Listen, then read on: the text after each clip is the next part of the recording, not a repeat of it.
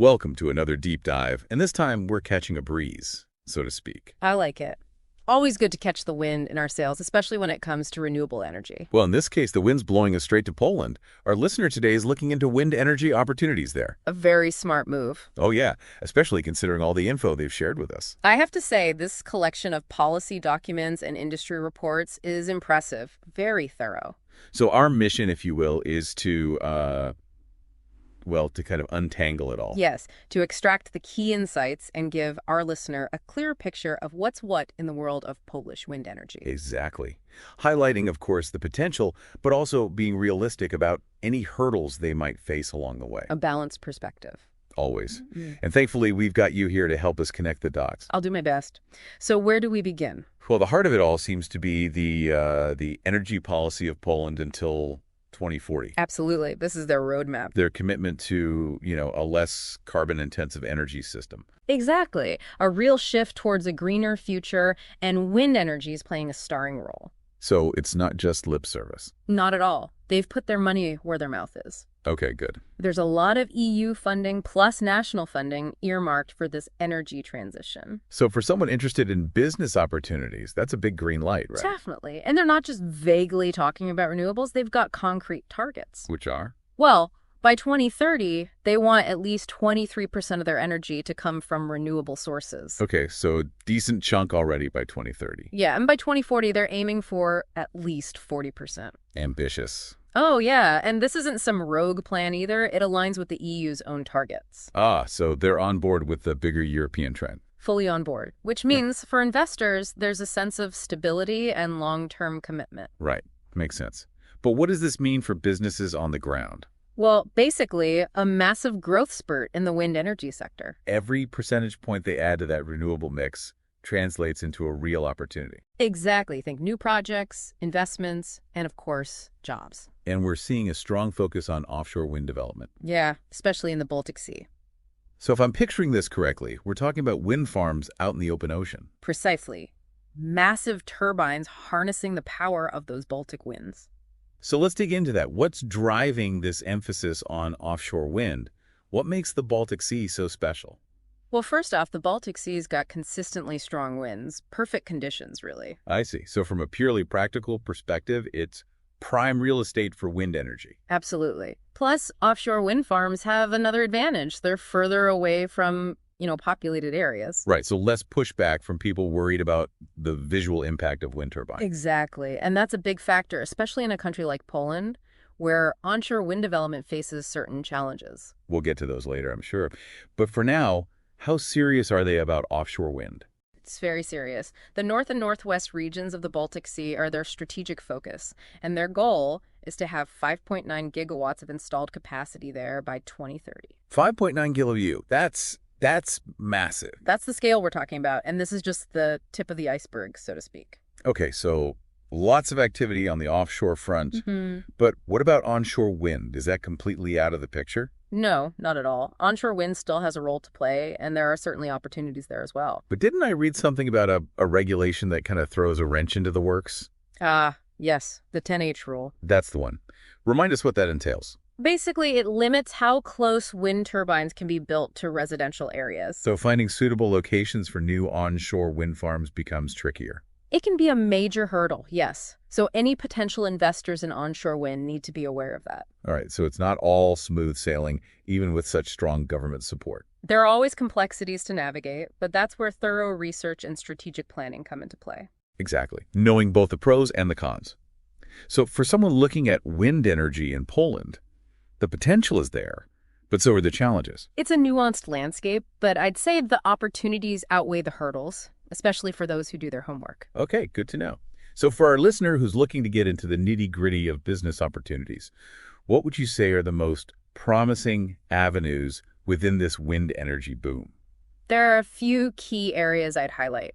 First, project development. Okay, so that covers the entire life cycle of a wind farm. Exactly. The planning, permitting, construction, operation, everything. And within that, there are opportunities for companies specializing in each of these areas. Right, so a wide range of expertise needed.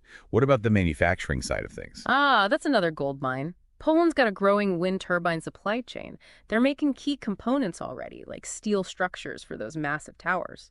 So for companies supplying those components, Poland's a hot market. Very much so. And they're not just stopping there. Think blades, nacelles, the Yeah. works. So they're aiming to be a key player in the European wind energy market, not just building farms, but actually making the parts. Exactly. And with all that comes a need for transport, installation. Ah, the logistics. Huge opportunity there. Think massive vessels capable of handling those gigantic offshore turbines. And Poland's shipbuilding industry is stepping up to the plate. Oh, yeah. So it's not just about the wind farms themselves, but the entire ecosystem that grows around them. It's a whole new industry with multiple layers. Really fascinating. Exactly. And we haven't even touched on technology and innovation yet. Oh, right. Things like smart grids and those energy storage solutions we hear so much about. Precisely. As Poland scales up its wind energy, they'll need tech to integrate all that variable power into the grid seamlessly. So for companies specializing in those areas, that's a huge opportunity. Absolutely. And we're seeing a lot of joint ventures happening, Polish and international companies teaming up. Combining local expertise with global experience, smart move. Very smart.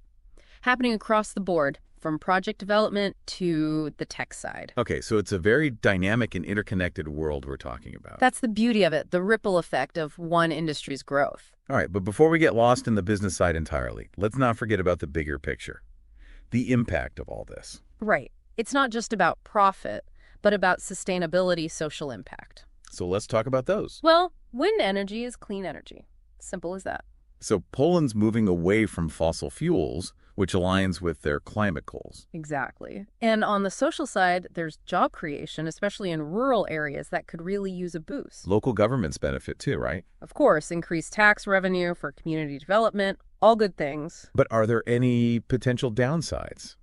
Well, no large-scale project is without its challenges. Right, there's always a balance to strike. There are concerns about visual impact, potential noise pollution from wind farms. Things that need to be addressed. Absolutely. Engaging with local communities transparently is crucial, making sure everyone benefits from this transition. Okay, good points. Now, before we get into specific projects, I wanted to quickly mention that Target Solutions specializes in supporting businesses in this sector. Yes, that's right. For anyone looking to break into this market, they can be an invaluable resource. Whether it's finding the right talent or navigating the Polish market. Exactly. They can help make the transition smoother. So for our listener, a handy resource to keep in mind. Now, I think it's time to get into some of the actual projects happening right now. Yes, let's see what's going on the ground, so to speak. All right, so let's zoom in on some actual projects now. Yes, let's get specific. Because seeing those real-world examples can really bring it all home. Absolutely, and especially for our listener who's looking at those business angles. Right, seeing where the money's flowing, so to speak. Exactly. Yeah. So where do we start? Well, we've talked a lot about offshore wind and how that's a major focus in Poland. Right, the Baltic Sea, those huge wind farms out in the ocean. And one project that really exemplifies this is the Baltic Power Project. Ah, yes, Baltic Power. Remember that one from the reports. A joint venture between PKN Orlen, a Polish oil company, and Northland Power from Canada. Interesting combo. A traditional energy giant teaming up with a company specializing in offshore wind. It's a sign of the times, really. Definitely. So what's the status of this Baltic Power project? It's moving along quite well, aiming for a capacity of 1.2 gigawatts. 1.2 gigawatts, that's enough to power a pretty sizable chunk of homes. Over 1 million homes, to be precise. Wow, that's impressive. It is, and it showcases the scale of these projects. And it also underscores what we discussed earlier about collaboration. Right, Polish and international companies joining forces. Leveraging each other's strengths. Exactly. PKN Orlen gets to diversify their portfolio, get into the renewables game. And Northland Power gets access to a new and promising market. Win-win all around. Definitely. Are there other examples of these kinds of collaborations? Oh, absolutely. Another big player is Polenergia, a Polish renewable energy company. Okay, I've heard of them. They've partnered with Equinor, the Norwegian energy giant. Ah, yes, Equinor. They're a global force in offshore wind. They are, and they're working with Polenergia on several projects in the Baltic Sea. Which ones, for example? Well, one notable one is the Bałtyk Krótkowy, the third wind farm, planned for up to 1.5 gigawatts. 1.5, that's even bigger than Baltic Power? Yeah, the projects are definitely getting more ambitious. So for our listener, if they're saying, okay, I want a piece of this offshore wind action, Where do they even begin? Well, as I mentioned earlier, project development is a good starting point. Right, because that encompasses every stage. From the initial feasibility studies to securing permits, financing, construction, then operation and maintenance. So we're talking about a whole spectrum of specialized skills and expertise. Absolutely. Engineers, environmental consultants, construction companies, the list goes on. And as these projects grow, so does the demand for these services. Exactly. But it's not just about the services, it's also about the actual hardware. Right, the turbines themselves, those massive structures. And all the components that go into there. Poland's aiming to be a key player in that supply chain. Oh, yeah. They're already making steel structures for the towers, and they're branching out into other components. Blades, nacelles, all that. Precisely. So if you're a company specializing in these kinds of components... Poland's looking pretty attractive right now. Very much so. And then there's the whole logistical side. Yes, getting those huge turbines out to sea and installing them. We're talking specialized vessels, heavy-lift ships. And Poland's shipbuilding industry is gearing up for that. Big time. So you see how it all connects. One industry's growth fuels another. Like a chain reaction. Exactly. And it just highlights how dynamic and interconnected this whole wind energy ecosystem is. Okay, so offshore wind, we've got a pretty clear picture now. But what about onshore wind? Is that completely off the table? Well, we talked about the 10H rule, which creates some challenges. Right, those restrictions on proximity to residential areas. But are there still viable opportunities onshore? Absolutely. While offshore gets a lot of the spotlight, onshore still has a big role to play.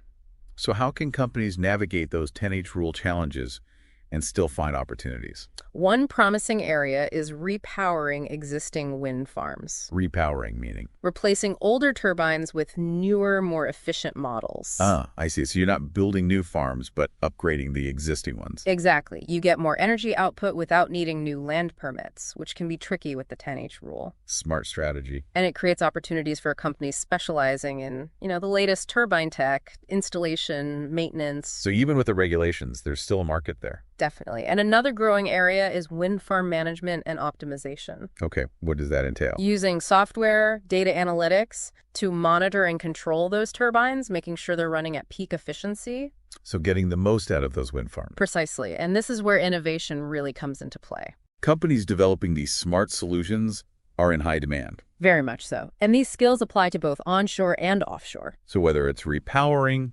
optimizing, or even developing the tech, onshore wind still has a lot to offer. Absolutely. And the key takeaway here is that this market is constantly evolving. New technologies, changing policies. It's a dynamic landscape. And that means new opportunities will keep emerging. So you got to stay agile, stay informed. Exactly. And Poland's right at the forefront of this whole transition, so it's an exciting place to be. Speaking of transitions, I think we've done a pretty good job exploring these business opportunities. We've covered a lot of ground. Offshore, onshore, the different angles. But there's one crucial piece we haven't really touched on yet. The rules of the game, so to speak. Exactly. The regulatory landscape. That's what we'll dive into next. Okay. All right, so regulations. The nitty-gritty legal stuff. Can't escape it, right? Nope, especially not in a sector like wind energy. So break it down for us. What's the regulatory scene like in Poland? Supportive. Restrictive. Well, I'd say overall, they've created a pretty supportive environment. Okay, good. There are various mechanisms in place to encourage investment. They really want this sector to grow. That's good to hear. Can you give us some concrete examples? What are they actually doing? Sure. One key thing is the auction system. Auctions for what exactly? For renewable energy projects. The government sets a target, how much new capacity they want. Okay. Then developers submit bids, basically proposals for their projects. And the winner is? The one who offers the most competitive price for the electricity they'll generate. So it's like a competitive bidding process. Keeps things efficient, keeps costs down. Exactly. Benefits both consumers and the industry. Then there are feed-in tariffs. Feed-in tariffs, those are, remind me. They guarantee a certain price for the electricity generated from renewables. So even if the market price fluctuates, wind farm operators have that safety net. Exactly. Helps attract investment, especially in the early stages when those technologies might be a bit more expensive. Makes sense. Yeah. Anything else? Oh, yeah. The capacity market. Now that one's a bit more complex, isn't it? It is, but in a nutshell, it's all about ensuring grid stability. Okay. So power plants of all types get incentivized to be available even when the wind's not blowing or the sun's not shining. Right, because wind and solar are intermittent. You need that backup. Exactly. The capacity market ensures that Poland can meet its energy needs reliably, even as it shifts towards renewables. Okay, so those are some of the mechanisms in place. But surely there's some challenges too, right? Nothing's ever perfect. Of course, there are always challenges. The permitting process can be a bit of a headache. Getting those approvals, all the paperwork? Yeah, it can be time-consuming, complex. But the government's aware of this. So they're trying to streamline things. Exactly. Make the process more efficient, more transparent. And they're also working on the grid itself, improving the infrastructure. Because a modern grid is crucial to handle all this new wind energy coming in. Absolutely. They're really committed to making this work. They see the value of wind energy, not just for their economy, but for their environmental goals, too. Reducing their dependence on those fossil fuels. Exactly. So, yeah, there are challenges, but they're actively working on them. Good to know. So, looking at the long-term picture, what's your take on the future of wind energy in Poland? Is this a sector worth betting on? I'd say absolutely. They have the political will, the resources, and the ambition to become a real leader in this space. That's encouraging news for our listener. Definitely. And remember, if they need help navigating this landscape, Target Solutions is there. Right. For those who might feel a bit overwhelmed, not sure where to start. Target Solutions can help with everything, from finding the right people to identifying the best projects, making that transition into the Polish wind energy market much smoother. So for our listener, if you're feeling inspired after this deep dive, remember you don't have to go it alone. Target Solutions is a great resource. Exactly. We've tried to paint a complete picture here, the potential, the challenges, the exciting projects. The whole ecosystem, really. And we've seen that Poland is serious about wind energy. They're putting their money where their mouth is, creating a supportive environment. But like with any investment, it's crucial to do your research, understand the specifics. And that's what we've aimed to do today. Equip our listener with the knowledge they need to make informed decisions and hopefully capitalize on the incredible opportunities Poland has to offer. Well said. So, for our listener, good luck with your wind energy ventures. We'll be here keeping an eye on how this exciting